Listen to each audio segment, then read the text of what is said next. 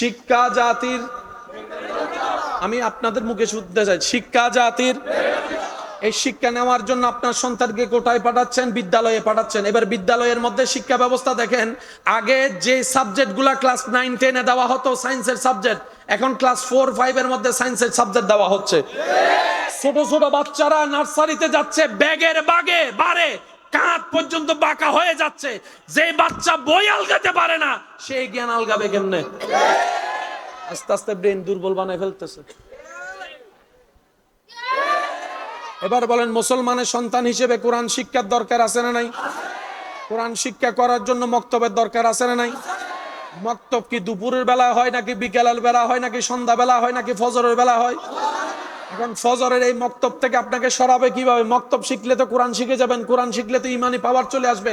আপনাকে যদি ডাইরেক্ট বলে কোরআন শিখেন না, আপনি তো মানবেন না। এখন কৌশলে করলো কি, যেই টাইমে মক্তব সেই টাইমে শুরু করে দিছে কিন্ডারগার্টেন।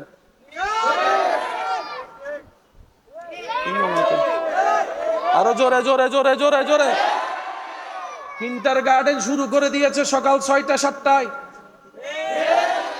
এখন মা বাবারা চিন্তা করে, ছেলেরে মেয়েরে যদি মক্তবে পাঠায়, তার তো ঘুমের দরকার। এখন কি মক্তবে যাবে না কিন্ডারগার্টেনে যাবে? আমাদের মা বাবারাও বোকার মতো কিন্ডারগার্টেনকে খুব গুরুত্ব দিয়ে দিল, কোরআন শিক্ষাটা আর হয় নাই। আমি শ্রদ্ধার সাথে কাবদার করে কথা বলি, আপন আপন জায়গায় গবেষণা করে দেখবেন, মা বাবার চাইতে বড় নিয়ামত আর কিছু হতে পারে? এই পৃথিবীর বুকে বাংলার জমিনে যত মা বাবা বৃদ্ধাশ্রমে আছে তাদের ছেলে মেয়ে কি করে একটু লিস্টি করে দেখেন। আল্লাহর কসম, একজনই ইমাম আপনি খুঁজে পাবেন না, মুয়াজ্জিন খুঁজে পাবেন না।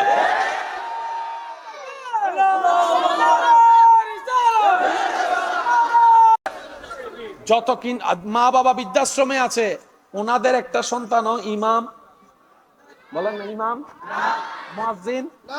যাদের মা বাবা আছে ওনারা কারা? বড় বড় সার্টিফিকেট ওয়ালা শিক্ষিত লোকরা। সবকিছুর দাম বুঝছে, শুধু মা বাবার দাম বুঝে নাই। আর আপনার এলাকার মুয়াজ্জিন, যাকে আপনি সম্মাননা দিচ্ছেন 5-7 হাজার টাকা, যেটা বর্তমানে চলা অসম্ভব, ওনার ঘরের মধ্যে যাইয়া দেখবেন মা, আমি শুনি নাই, মা বুড়া বাবা চলতে পারে না, তারপরে মা বাবা নিয়ে আছে। মুয়াজ্জিন ভাই, আপনি তো চলতে পারেন না, অল্প খেদমতে আপনি চলছেন কিভাবে? মা বাবাকে একটু অন্য জায়গায় রেখে আসেন, কোন একটা সরকারি কোয়ার্টারে। বলে যে সব ছাড়তে পারি, আমার জান্নাতকে আমি ছাড়তে পারবো না, আমার জান্নাতকে ছাড়তে পারবো না। এত কষ্ট হলো, আমার মা আমার জন্য কষ্ট করছে না, আজকে আমার কষ্ট করার পালা। আমার বাবা কি আমার জন্য ঘাম জড়ায় নাই, আজকে আমার ঘাম জড়ানোর পালা। আমার বাবা নিজে একটা গেঞ্জি পরে সারা বছর কাটিয়ে দিয়েছে, কিন্তু আমি সন্তানকে ঈদ আসলে যেভাবে হোক নতুন কাপড়ের আপনাকে দেখাইতো আমার বাবা। এই সেই বাবাকে আমি কখনো ফেলতে পারবো না, সে মাকে কখনো ফেলতে পারবো না, সে মাকে কখনো ফেলতে পারবো না। এবার শ্রদ্ধার সাথে প্রশ্ন রাখলাম, ও মুয়াজ্জিন ভাই, এই চিন্তা, এই ধারণা, এই ভালোবাসা আপনার ভিতরে আসলো কিভাবে? বলে যে যখন থেকে শুনেছি আমার নবী রাহমাতুল লিল আলামিনের হাদিস, নবীজি বলে তোমার জান্নাত তোমার মায়ের পায়ের নিচে, আর সেই জান্নাতের দরজা তোমার বাবা। আমি জেনে শুনে আমার জান্নাত হারাতে রাজি। আমি কি বুঝাতে পারছি আপনাদেরকে কথা? ইদানিং কালে যেগুলো ছেলে মেয়ে আছে দেখবেন মা বাবার সাথে বেয়াদবি করে, আছে? একটুখানি বললেই সেটারাই গিয়ে যায়, আছে না? আছে না? ডাইনে হইলে, বস্তু হইলে, তুই তৈল নুমিশিস, আছে না? তো ছেলে মেয়েকে কন্ট্রোল করবেন কিভাবে? রশি দিয়ে তো বেঁধে রেখে সারা জীবন পার করতে পারবেন না। সেজন্য আমি মা বাবাকে শ্রদ্ধার সাথে বলবো, কয়েকটা কাজ যদি ছোটবেলা থেকে আপনার সন্তানের ভিতর আপনি করে দিতে পারেন, চোখ বন্ধ করে আপনি ঘুমাতে পারবেন। 1 নাম্বার, আপনার সন্তানকে সন্তানের অন্তরে আল্লাহর ভয়ের ব্যাপারে, আল্লাহর সন্তুষ্টির ব্যাপারে প্রেমটা ঢুকাই দেন। 2 নম্বর, নবী রাহমাতুল লিল আলামিনকে জানের চাইতে বেশি ভালোবাসার প্রেমটা আপনি ঢুকাই দেন, আদবটা আপনি ঢুকাই দেন। 3 নম্বর, আহলে বায়ত, সাহাবায়ে কেরাম, আউলিয়া কেরামের আদর্শটা আপনি একটু শিখাই দেন, একটু জানাই দেন, কথায় কাজে কৌশলে।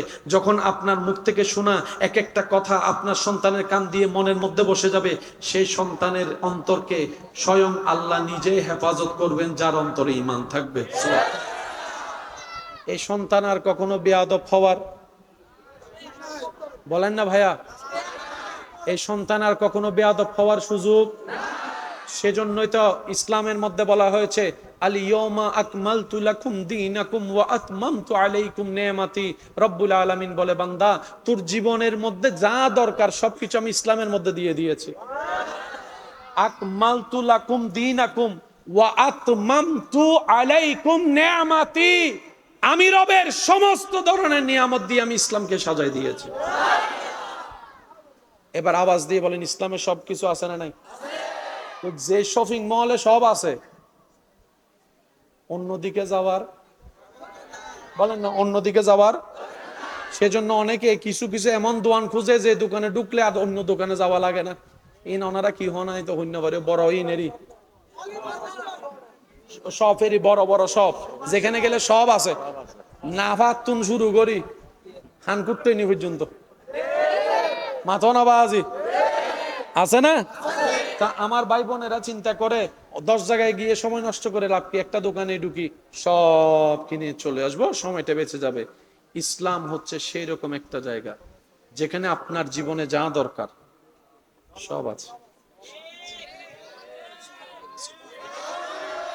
আর একটু জোরে বলতে হবে। এবার সত্যি করে নিজের দোষ স্বীকার করে বলেন, আমরা কি ইসলামকে মানার মতো মানতে পেরেছি? আওয়াজ এখনো শুনিনি। ইসলামকে আমরা মানার মতো মানতে পেরেছি? ইসলামকে ধারণ করার মতো, লালন করার মতো কি করতে জেনেছি? আওয়াজটা দিয়ে বলেন, দুষ্টা কাদের, ব্যর্থতা কাদের? আল্লাহ সব দিয়েছেন। এবার আসেন, যদি আপনাদের বুঝার আগ্রহ থাকে আমি একটু চেষ্টা করি বলার জন্য, অনুমতি আছে ইনশাল্লাহ? শরীরের রোগ হলে কোথায়? বলেন বলেন। আপনি বিল্ডিং বানাবেন, যাবেন কোথায়? ইঞ্জিনিয়ারের কাছে।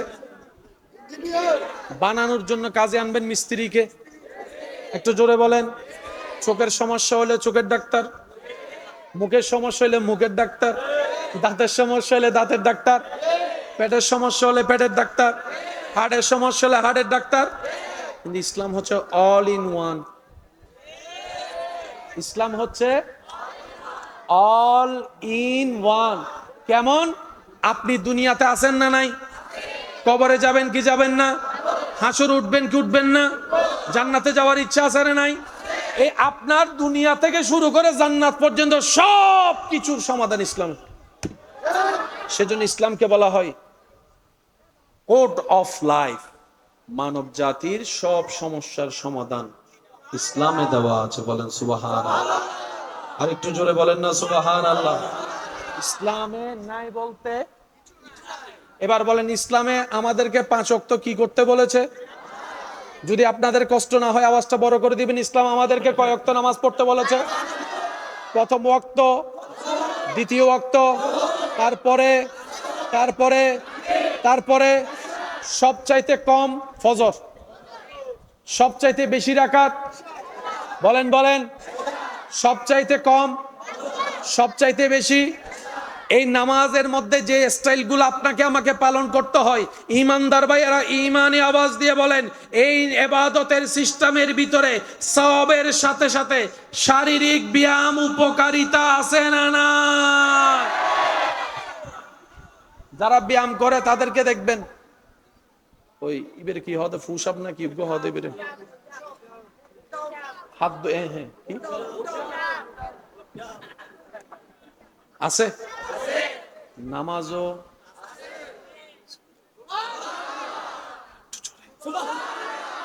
ব্যায়াম যারা করেন ওনারা একটু খেয়াল করবেন, ব্যায়াম করার সময় ওই ফিটি করায় যদি ফিটি ফিটি স্কুলে ফা ধরো তোলো, ফা ধরো তোলো, রুকুতে আছে না নাই?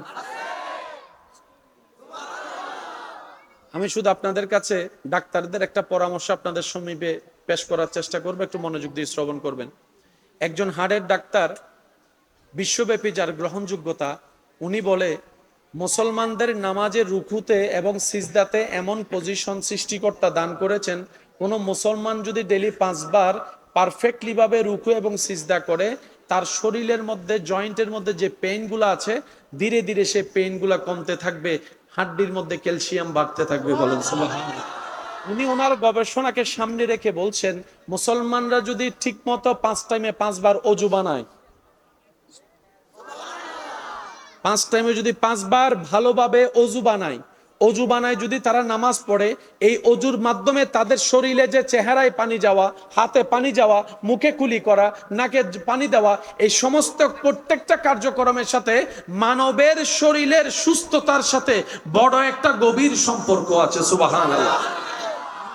বলছেন যে মুসলমানরা যখন সিজদায় যায়, একটু খেয়াল করব, আল্লাহু